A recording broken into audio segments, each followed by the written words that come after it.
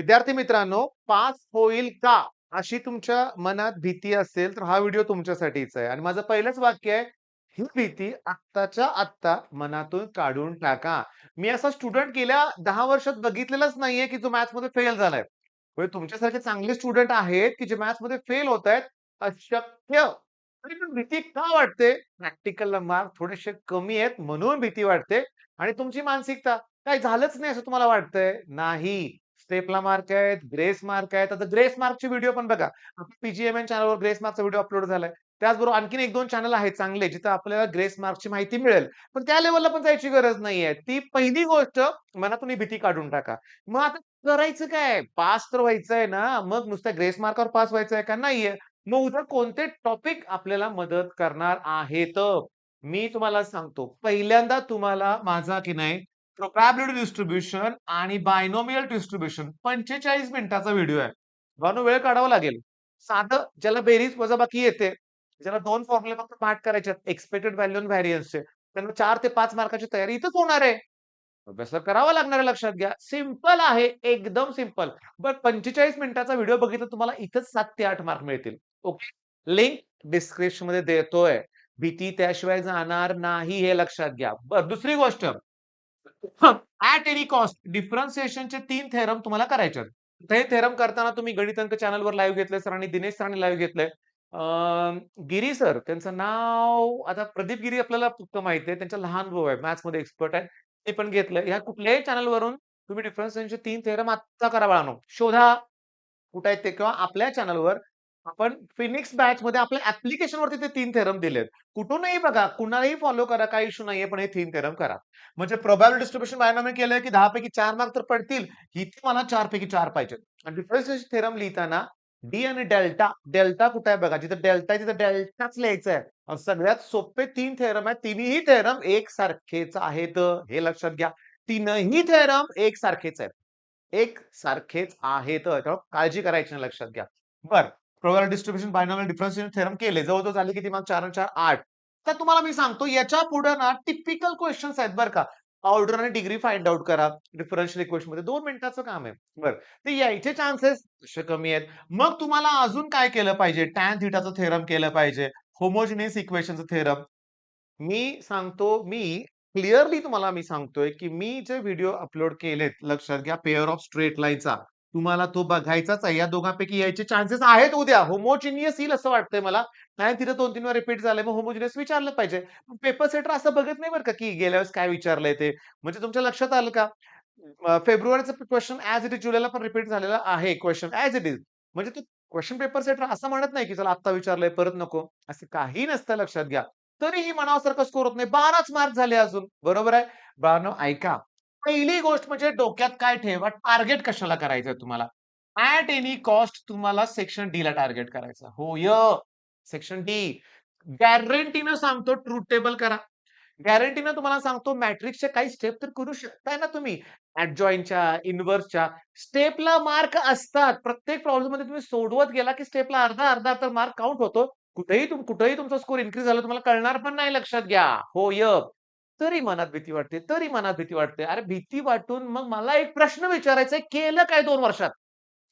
2 वर्षात केलं काय? ओके. एका मुलानं कमेंटमध्ये केलं होतं, काहीच नाही केलं. ओके. काहीच नाही. त्याला रिप्लाय 10-12 लोकांनी चांगला दिला होता लक्षात घ्या. मी तुम्हाला सांगतो अजून 2 दिवस सुट्टी. ती गेल्या 2 दिवसात तर काहीतरी केला असेल ना अभ्यास. तोच रिवाईज करायचा आहे शांतपणे. मी केलेले प्रश्न येतील का? येणार आहेत आणि सांगतो सेक्शन डीला टार्गेट करा. फिक्स क्वेशन्स आहेत. सेक्शन डीला टार्गेट केले, की तुम्हाला इंटिग्रेशनचे थेरम, ओके, डिफरन्शिएशनचे थेरम, थेरम लगेच होत नाहीत. करावे लागतील लक्षात घ्या. आणि ॲट एनी कॉस्ट तुम्ही माझा व्हेक्टर आणि लाईन प्लेनचे व्हिडिओ बघा, प्लेलिस्टमधून बघा, आता केलेले बघा. आज रात्रभर जागून अभ्यास करा. होय, आज रात्रभर जागून अभ्यास करा. कारण तुम्हाला सेक्शन ए सुद्धा हेल्प करणार आहे.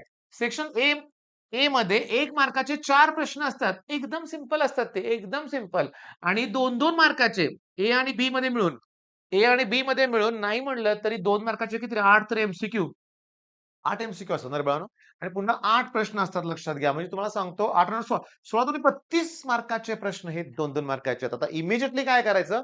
क्वेशन पेपर घ्यायचा, ओके आणि परीक्षेत आलेले 2-2 मार्काचे प्रश्न बघायला सुरुवात करायचे. खूप चांगला स्कोर होईल. बरं हे सगळं झालं झालं गेलं गंगेला मिळालं म्हणूया आपण. आता एवढी चूक केली आणि एवढी चूक करून देखील तुम्हाला चांगले मार्क पडणार आहेत. मला माहिती आहे. ओके. त्याच्यानंतर ते सी-एस, आय-टी यात सुद्धा तुमचा चांगला स्कोर होणार आहे. तुमचं ग्रुपिंग क्रायटेरिया क्लिअर होणार आहे. तुम्ही सी-ई-टीत काही न करता 80, 85, 70, 75, 60, 65 पर्सेंटाइल आलं. त्याच्यानंतर काय? इंजिनिअरिंगला घेणार आहे ॲडमिशन. मग एम-1, एम-2, एम-3 असणार आहे. तुम्हाला सुटका नाही मॅथ्सपासून हे लक्षात ठेवा. त्यामुळे मला एक हात जोडून रिक्वेस्ट करू वाटते तुम्हाला, काही जरी झालं तरी ट्रिगो 2 11चं ते परफेक्ट करायचंय. मी तुम्हाला सांगतो आत्ता राहू दे म्हणूया आपण. आता जे सांगतोय तसं करा. ओके. जे सेक्शन डीला टार्गेट करा. सेक्शन डीला टार्गेट करा. आणि त्यातले 3-4 प्रश्न तुम्हाला सुटणार आहेत रे एल-पी-पी. माझा एक 24-25 मिनिटाचा व्हिडिओ आहे. त्याची पण लिंक मी देतोय एल-पी-पीची. तो बघा. ओके. सोपा प्रश्न आहे. सोपे प्रश्न आहेत. एल-पी-पी हे 10th स्टँडर्डला होतं लक्षात घ्या. ग्राफिकली सॉल्व्ह करणं तोच प्रकार आहे.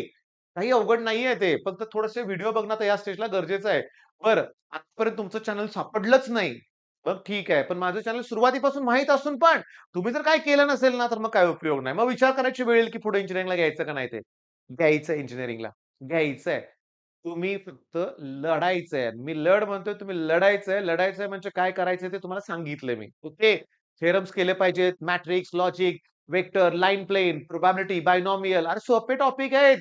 पैकीचे पैकी मार्क पडतात. फक्त लक्षात ठेवायचं, की अवघड प्रश्न दिलाय म्हणून खचून जाऊ नका. एम-सी-क्यू शांत डोक्यानं एम-सी-क्यू सोडवायला वेळ लागतो, पण ते रफ करावं लागेल. एम-सी-क्यूचा आन्सर लिहिण्याची पद्धत तुम्हाला फिजिक्स, केमिस्ट्रीमध्ये माहिती आहे. अटेम्प्ट नाहीये त्याच्यात. एका मुलानं कमेंट केलं होतं, "अहो सर मी एम-सी-क्यू लिहिल्या केमिस्ट्रीच्या, नंतर खोडून परत मी परत लिहिल्या." नाही मार्क मिळणार. नाही मार्क मिळणार. हातातले मार्क घालवू नका. एम-सी-क्यू मध्ये चांगला स्कोर होतो. होतो. कसा होतो मी सांगणार नाही. काय कुणास ठाऊक. मुलांचा पुढचा पेपर कोरा असतो. एम-सी-क्यू सगळ्या बरोबर असतात. YouTubeवर बोलता येत नाही या गोष्टी मला. मी बोलू पण इच्छित नाहीये. चुकीचे प्रकार चालतायत. मग मी तुम्हाला म्हणत नाही, की चुकीचे प्रकार चालतील. कुणीतरी तुम्हाला येऊन सांगेल, मग तुम्ही पास व्हाल. मग उपयोग काय आहे? कशासाठी सायन्स घेतलंय लक्षात घ्या. आणि सगळी मुलं ही जे प्रिपरेशन करणार आहेत बरं का. लास्ट मोमेंटला बोर्डला घाबरणारी मॅक्सिमम मुलं ही एन-सी-ई-आरटीतून प्रिपरेशन करत होती. काय बिचाऱ्यांना काय करायचं कळतच नव्हतं. मी तुम्हाला सांगतो माझ्या 12वीच्या वेळेस पण मला माहीत नव्हतं, की थेरम असतात म्हणून. मी केले नव्हते. माहितीच नव्हतं कोण सांगायला. मी एकटा नाहीये. मी आहे, दिनेश सर आहेत, गणितांक सर आहेत, गिरीश सर आहेत. केवढी लोकं आहेत तुम्हाला सांगण्यासाठी. मी तुम्हाला सांगतो, की एक स्पेशली व्हिडिओज त्यांच्यासाठी बनवू वाटतोय, की खरोखर कंटिन्युअसली तुम्हाला गाईड केलंय सरांनी सगळ्या. ओके. बरं आता इमिडिएटली आपल्या चॅनलवरच्या प्लेलिस्ट बघा. व्हिडिओ बघायला सुरुवात करा. मन शांत केलं तर यश मिळणार आहे. होय, मी सकाळच्या व्हिडिओत बोललोय. तुम्ही शांत डोक्याने अभ्यास करा. अजून देखील अभ्यास पुढे होऊ शकतो. संध्याकाळी 4-5 तास अभ्यास करा. सकाळी उठून एकदा रिव्हिजन करा. शांतपणे डोकं शांत ठेवा. तुम्ही फेल होऊ शकतच नाही. पास सगळे होणार आहेत आणि चांगल्या मार्काने. All the best.